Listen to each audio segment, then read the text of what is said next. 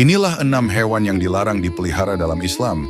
Nomor 6 ada di rumah kamu. Tapi sebelumnya, yang like dan subscribe video ini, semoga kelak jadi orang sukses. Amin ya Rabbal Alamin. 1. Yaitu anjing. Rasulullah bersabda, siapa yang memelihara anjing kecuali untuk menjaga ternak, berburu dan bercocok tanam, maka pahalanya akan berkurang 1 kilo setiap hari.